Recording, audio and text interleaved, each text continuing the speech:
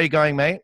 Yeah, I'm good. Hi, thank you for having me. Mate, something I like to do on this show, and even for you guys, you don't have to go back too far though, because you're only 17. But I like to go back to when you first started swimming, just because there are a lot of, say, 11 and 12-year-old kids that listen to the show. Probably not too long because their attention span, they don't like to go the whole hour of the show, Yeah. but they certainly listen for a little bit. So it's always interesting to those guys how you started and how you got involved in it. So what were your earliest memories of swimming, and how did you get involved in it? My earliest memories of swimming, it would probably be just waiting around the pool for my sister. My sister used to be a swimmer, and so I just kind of started swimming because she was swimming, and so I was already spending all my time at the pool waiting for her. So I just decided to jump in the water, I guess. But yeah, I started at Clayfield Aquatics. It Yep. was the same pool as my old school, so I started there and I did stroke development and everything like that, and moved up through the squads. I wasn't always that great at swimming, but like I loved it a lot. Did you get amongst any other sports outside of swimming? Yeah, when I was little, I did like cross country, gymnastics. I also did a bit of music as well and Oh, drama. I nice. was Yep. pretty busy. Was any of those an option for you? And I'm not saying, like, you're only 17, so everything's still an option Yeah. to you. But whereas any of those sort of taken your fancy, and you thought, mate, like music, did you think, okay, I could go down this road? Yeah, with music, I wasn't too bad at it, but I just couldn't be bothered to practice ever. I was, yeah, not consistent at all. And like with gymnastics and things like that, I kind of did that on the side, I guess. Like I was more probably focused on swimming. I just did that for fun, I guess, because I did it with one of my friends. So yeah. What about heroes? Who did you look up to, or who do you still look up to? Yeah, when I was younger, I guess I didn't really actually watch the swimming that much. I think I kind of just did it because I liked it and I wasn't actually that focused on like what the older people were doing. But I remember when I was younger going on a swim camp with Maddie Wilson actually, because she went Yeah. on a swim camp with my sister and I had to go for some reason. I don't really know what happened, but I remember going on a swim camp with her and meeting her, and she was really lovely. And then I got back and I was like, oh, she's actually a good swimmer. Like, wow. So I've looked up to Maddie Wilson for a while, and obviously I looked up to my sister because she was probably the only swimmer that I really knew.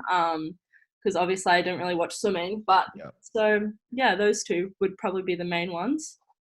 What do you enjoy most about swimming at the moment? Is it, training with your mates? Is it the competition side of things, being around the team? What do you enjoy most? I enjoy training with like my mates, I guess. Yeah, like we've got a pretty big squad, so I get to see quite a few people, and obviously it's not just our squad training at St. Peter's. There's the junior swimmers, and then there's like the age group swimmers, and then there's obviously the open swimmers. So like it's really nice to meet lots of new people, I guess, and just get to know people that I probably wouldn't really talk to if I wasn't training. Yeah. And also, I guess going away on teams is super fun. I really enjoy that as well, getting to meet people from across Australia and making some pretty good friends on that as well. Now, I've got to tell you, in terms of, you say going on trips and things like that, some of the people I interview, and I'm doing my research, and I sort of have a look at the championships they've been to and where they've visited. Their whole page is full of just these great exotic countries that they've been able to go to. And Yeah. obviously they compete at first, but once it's all done, they get to travel around, have a look around a bit. So, very, very fortunate you guys are, and you're certainly on that path yourself to Yeah. go on and see those sorts of things. You've already been to Budapest, and I'm sure a few others. So yeah, definitely. I think you guys are lucky in that way. Now, a lot of swimmers have, qualifying times they try and achieve. You at one point, that was you trying to, maybe make nationals, make state for the first time, that sort of stuff. And they sort of struggle with certain things. Maybe it might be nerves, behind the blocks. They're really good in training, but then they get behind the blocks and they Yeah. all of a sudden, doubt their abilities, even though they've been crushing it in training. Might be executing their race plan, something like that. What have you had to deal with as you've, sort of grown? Yeah, I definitely remember when I was younger getting really, really, really nervous before I'd race. Like I don't know why, because I knew I'd worked really hard and I knew I'd trained like my absolute hardest. But for some reason, I would still always get really nervous. I mean, I suppose I still do. Not as bad now, but yeah, probably nerves would be the worst thing. Like I remember I always knew my race plan. I knew what I had to do, but I'd always dive in the pool and just max effort first 50 and blow up in the back half. So Yeah. nerves was probably a pretty big thing for me, and just getting to actually understand how to swim my race properly. I know you say you're still at times, working on that, but what are you and your coach sort of put around that to help you deal with that? Are there certain things that you now do to try and sort of calm yourself and center yourself before your race? Yeah, I probably just make sure that I focus on myself and not necessarily what the people are around me, because like you can't control what other people do. You can only control what you do in your swim. And so I feel like if you focus on what other people are doing, like they might have a different race plan or like anything, but I feel like it's just important to start focusing on yourself rather, and focusing on how to actually do the race instead of like the outcome. And just because if you do that, then obviously you're more likely to get the outcome that you want because you'll do all the steps required. Absolutely. Great advice there. What about your favorite events in the pool? Now, you do quite a few. As I said, I think it was something like 9 medals you got from last year's Yeah. nationals. So you definitely do your fair share of racing. Do you have, some favorites, though, that, when that's coming up, you get a little bit more excited about? Yeah, I mean, my main event at the moment, I would probably say is 400 IM, but like that's 400 IM, so like not really my favorite event. There's definitely some more enjoyable ones. I mean, it's not bad. It's not bad. If Dean's listening, yeah, I love 400 IM. Definitely my favorite, but I'd probably enjoy 100 free. Yep. Not like the best at it. I was probably better when I was younger, but now that I've done a bit more distance training, I'm not as speedy as I was before, but that's probably fun. Just up and back as fast as you can go. Mm. That's probably my favorite one in all honesty, but I don't really get to race it that much anymore. Now, I've mentioned a couple of times now, so we'll get to it now, last year's Age Nationals, because you did smash it. You came away with 4 individual medals plus 5 medals from relay success as well. You got gold in the 400 free and IM, which is why it's not so much one of your favorites to race, but it's definitely one of your best events to race. Yeah. You got gold in the 200 free as well and a silver in the 200 IM. Before we get to the meet itself, and I mentioned this to you before we even started, that something that always interests me when people get to a meet and they just kill it, they crush it, they just tick every box and they do so well, is always, what did you guys do before that? Because obviously, yes, you executed it, but you must have done a lot of work in the Yeah. lead up to that. So what was your, block of training like before that meet last year? Was it just sort of, no interruptions? Were you just super healthy and fit and ready to go? What went so right for you, do you think, in the lead up? Yeah, I mean, we started prepping for age like way back. Um, so like we obviously had a long prep, and it started with a long block of hard aerobic work, which always isn't like the greatest thing to do, but like you have to do it. And at the start in January, we had like I think it was 5 weeks of like really intensive hard training before school went back, because obviously you have way more time on holidays. Mm-hmm. And we went on a swim camp to Thailand, which was good fun. Very nice. Very hard, but yeah, it was good fun. So we did that, a lot of hard like aerobic, all that sort of stuff, and then kind of, I guess, we moved more into race specific work and just like focused on hitting your times like over and over, and actually like figuring out how to do your race, Mm-hmm. how you're going to execute it so that you can keep practicing it, and so you can actually do it on the day. I guess I'd say that's probably what we did. Did you have any standout swims for that week? Obviously, success in the 400 IM, the freestyle, the 200 freestyle, and even silver medal in the 200 IM. But that might have been a great big PB for you as well. What was a standout for you that week, and why? I would probably say my 400 IM, because I think that was the first time I went under 450, if I'm correct. But previously to that, um, 400 IM always was my main event, but I never really realized what I could do in it, I suppose. Like, previously to that, I was kind of probably more focused on a wider range of events than I am now, I would say. And so my 400 IM swim, when I made the team for that, that was probably my standout swim for the week. I didn't really think I was going to be able to go that fast in that event, I would say. Now, something else that I think sometimes scares swimmers when they look at their program for either a nationals or a state. I mean, goddamn, state in December, that week can be a long week Yeah. for some coaches as well. And sometimes, they look at it, and I'm just looking at that in terms of, 9 medals for you. So that's a lot of swimming. How do you deal with a big program like that? Because obviously for you to be at your best that often, you've got to be making sure you've got your recovery right, you're warming up at the right time, you're activating, you're eating right at the right times as well. Is that something that, Dean and your parents sort of help you with still, or do you feel like you're pretty comfortable now that you've got a pretty good handle on that and what works best for you? Yeah, I feel like you can never really have it fully figured out, I guess, but I've been racing for quite a few years now. Obviously not as many as like the open people, but Yeah. I've done quite a few age nationals, and um like we kind of work on that thing in training, I guess, like consistency, I guess, and working hard throughout the whole week and making sure that you don't fall away towards the end. So I feel like I've got it under control somewhat now, but yeah. Now, talk to me about your coach, Dean Boxall. Many know Dean, coaching obviously Ariane and Mitch Larkin, Clyde Lewis.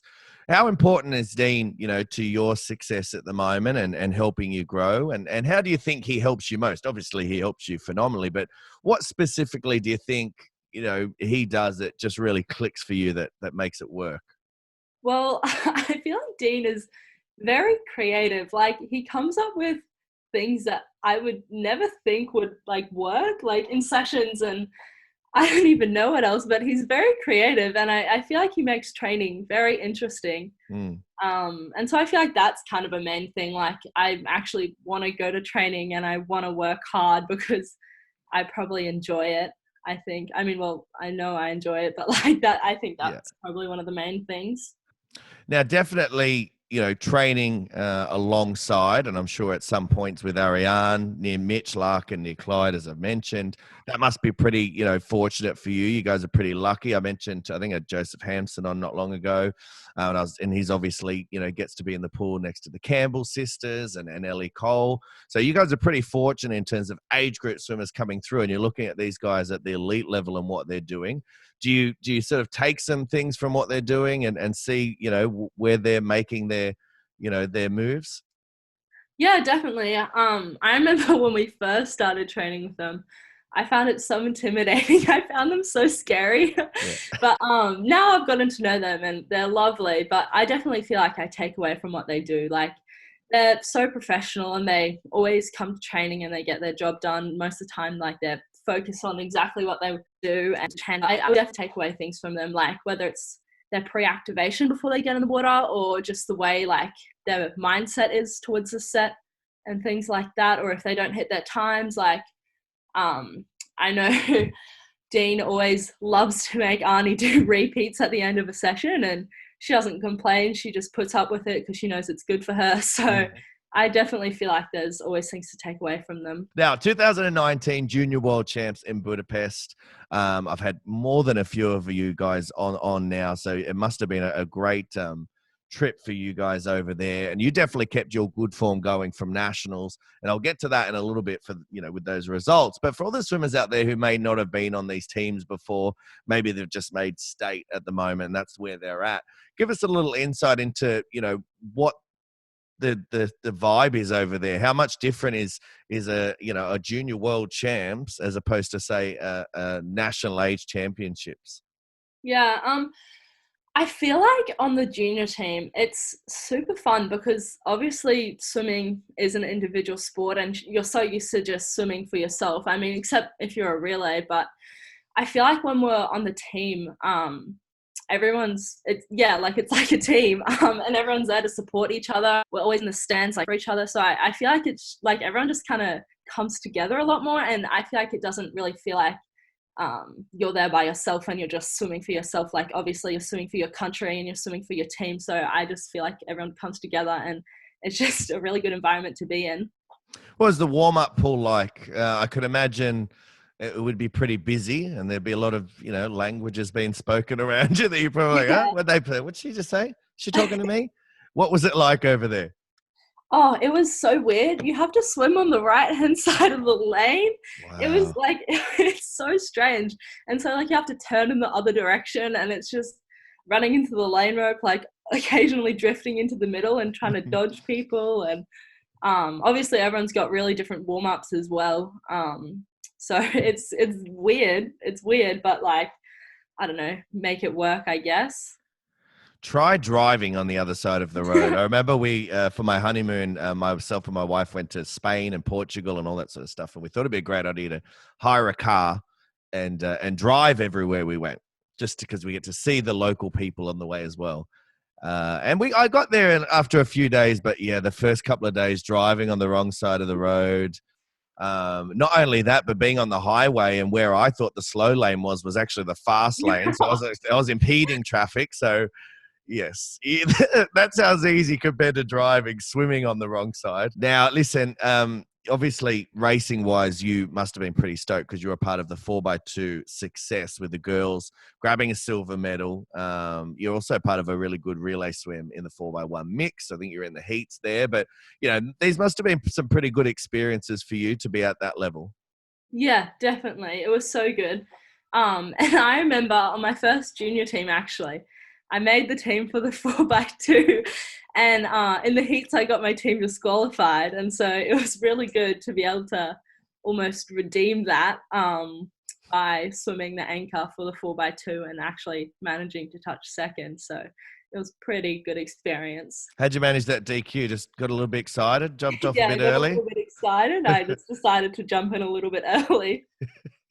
Now, listen, the relays, and I think it's always interesting with these because some people find them, a lot of fun and the pressure's off because you're with your mates. Some people find it a little bit more nerve wracking because you're with your mates and you don't want to let them down. And what was it like for you racing with the girls in that 4x2 and anchoring? Yeah, it was definitely nerve-wracking. I always find relays probably a little bit more stressful than individuals just because, like, you're not just doing it for yourself this time, it's for, like, 3 other girls. So I probably find them a little bit more stressful, but I had actually raced in the morning. And so it wasn't, I probably was a little bit less nervous than I was in the morning because I understood the process a little bit more and I, like, knew what it was like to stand behind the blocks and it's just like kind of crazy swimming at an international level. Like it just looks so professional, I guess. So it is nerve wracking, but at the same time, I was a little bit less nervous at night, probably just because I'd done it in the morning, and also like I had the girls around me, and so like we're all kind of in it together, like we're all experiencing the same thing, and we all just knew that we had a job to do. Now, the difference between the heat swim and the final swim, other than obviously, the first one the sun was up, the second one the sun wasn't. What was there a big difference for you in terms of maybe it was the crowd, maybe it was the vibe? All of a sudden, everything just amplified a little bit more in the night. Was it, or was for you, as you said, because you'd had the swim in the morning, the cobblers were blown out and you were ready to go? Yeah, well, in the morning, I wasn't in the 4x2 heat, actually. I was just in the final. So in the morning, I had my 400 IM heat. And I feel like I was just a lot more nervous for that, probably just because it was my first race of the meet. But at finals, I feel like there was almost a change. Like it wasn't that different, but I feel like everyone was like a little more focused because it was like a final and obviously everyone was trying to compete for the medals and everything like that. So I feel like everyone was like a little bit more focused at night probably. How did the 400 IM heat swim go for you? Yeah, it was all right. I definitely wanted to do a little bit better. I came ninth, so I just missed the final for that. Wasn't my best swim, but it wasn't too bad. I was a little upset after, but I managed to still pull through with the 4x2 at night. What lessons did you take away from that experience in the 400 IM in the heats and just missing out? What did you learn that next time when you're there in that same position you'll be better for? I would say that I learned to not really dwell on past results, I guess. Like, obviously, if you swim a bad swim in the morning, that doesn't mean that you're going to swim bad for the rest of the meet. Like, you just have to put it behind you and learn from that race and just kind of improve on what you can do. And in terms of my 400 IM and like what I'll do better next time, it would probably just be like try and calm myself down a little bit more beforehand, and probably try to just relax a little more so I'm not as flustered. And yeah, I feel like that's probably where I went a bit wrong. Now, you're 17. Do you still feel like, you're an age group swimmer? I know in terms of Australian swimming now, when 2021 comes around, you'll be, swimming at the open levels. But, how do you feel in terms of, because you're kind of in that, not weird place, but you're kind of in the middle, aren't you, at the moment? Like, you're still a teenager, but also at the moment you're having to race up a little bit with the open girls. Do you feel comfortable, being in more of that open environment with the older girls? Yeah, I feel like the junior team does a really good job at almost like transitioning you into like the open space. Definitely, I've got like a bit of a way to go before I'm fully up there with all the number one, number two, number three, all those girls. But I feel like the junior team did a really good job at preparing me for that. And yeah, I feel like I'm ready to race. Earlier in the year, I actually went on the 4x2 camp for Yep. the women's 4x2 camp. And so I got to meet a couple girls there. So I'll be able to find some people in marshalling to sit next to. It won't be so lonely. But yeah, I feel like I'm ready. What was that like, that camp? I think your coach, Dean, was on that camp as well, so that would have been good to have him around. But what did you learn from the girls there? Did you pick up anything? Did you observe them, in the way they trained, again, in the way they got ready for training, after training, all that sort of stuff? Yeah, the camp was really, really fun. Once again, Dean is very creative, and it was a relay camp, so it was very like team based, I guess, and so we all really got involved with it. But I feel like the girls on there, they were all once again really professional. Like the obviously like Mitch, Clyde, Arnie, everyone back at training. Um, and a takeaway would probably be that all of them know how to like recover, I Yep. guess. Like obviously quite a few of them are living out of home, and so like we had to cook for ourselves, and I feel like they all had that like down packed, and they use their time really well to like sleep and everything like that. So that would probably be a takeaway. Now, how do you go in the kitchen? Obviously, did you have to cook for yourself? Yeah, I was rooming with Lani, and we weren't too bad. You didn't We burn the weren't too house down, bad. obviously. Yeah, we just I just had like rice and chicken or pasta. We just made some like a big batch of sauce at the start of the week and just reused that quite a bit. So yeah, we weren't too bad. What do you like at home, though? Do you cook for yourself, or do you get involved and maybe do one meal a week, or do you get quite spoiled in terms of getting your meals made for you? Like I do at home. So I'm not judging you, by the way, because my wife cooks all our meals. Yeah.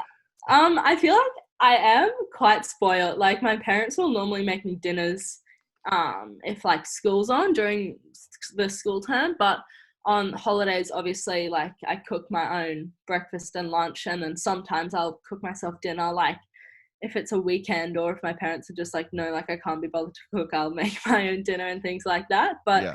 during the school term I'm pretty lucky and I get all my dinners made for me. Lucky you. Now, listen, what about away from the pool? What do you get up to when you're not going up and down the black line and you don't have to do any schoolwork? How do you sort of unwind and relax? Do you get to hang out with your friends? Do you got any other sort of interests that you get involved in? Yeah, I feel like a lot of time is taken up by school and swimming, so I don't really get that much time to do anything else. But probably outside of school, I just see my friends, or actually recently I started painting. I'm Oh, not very good at it. nice. Yeah. I'm very bad at it, but like I'm doing it. It's something to do. So yeah, I don't really get up to that much. Maybe watch some Netflix. I don't know. What are you painting? What have you started painting? Just like little pictures, I guess. Yeah. Like they're terrible. It's nothing actually Do you like have any there? fancy. Yeah, they're hanging on my wall back here. My most recent one, I painted a shark sitting on a chair holding a fish. So like not that creative, not that impressive, but Yeah. like something to do. So It does. It passes the time. And the more you do it, the better you'll get. So I'm yeah, sure, that's true. That's before true. we know it, you'll be, Picasso. Now, Definitely. you mentioned school takes up a fair bit of time. What about balancing school and training? It's something that certainly, um, all of my athletes, and I know a lot of other coaches, athletes, struggle with at times. And that's probably the main thing that comes to me from parents and athletes. It's certainly around that 16, 17, training is going to have to take a back seat. You're obviously at that elite level going to junior worlds last year. So how do you find that balance? Yeah, I feel like at times it can be difficult. Like currently I'm in year 12.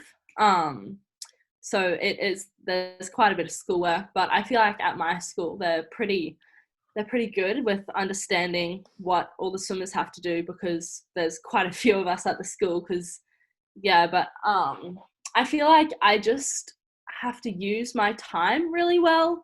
I get a couple study periods every week, so I really have to just try and get as much work done as I can then. And also, like after school, when I come home from swimming, it's eat dinner straight away, have a quick shower, get ready for school the next day, and then just study until I need to go to bed, I guess. So it would probably just be maximizing the time I have to do as much schoolwork as I can. You are only still young. So when we redo this interview and I get you on, and hopefully this podcast goes for many, many years to come, and I get to talk to you in, say, 5 years' time, when you say 22, 23, what accomplishments would you like me to be putting at the top? Already I've got, multiple time age champion. We've got also, been on junior worlds. And this is, obviously just goals. It's not you putting pressure on yourself. I'm not going to hold you to it and come back to you in 5 years Yeah. and go, aha, you said this. What would you like me to be adding to that intro about you? Well, I guess I probably would like to be a part of the senior team by that point, maybe. I don't know. I haven't really thought that far into the future. I guess main goal would probably just be to make a senior team and just get that experience. Well, mate, I think that is a perfect chance to wrap it up. I want to first thank you for coming on for a chat. As I said, I know you guys are back into training, schools, going. You're in year 12, so that's never easy. So there's a lot to navigate around there. So thank you very much for coming on for a chat. Good luck over the next, say, 9 to 12 months with training, racing. I know you got state champs in December. Then you'll have Open Nationals next year. So I definitely wish you all the best, and hopefully we can get you on for another chat somewhere down the track. But until then, thank you very much for coming on Off the Block Swimming Podcast. Thank you so much for having me.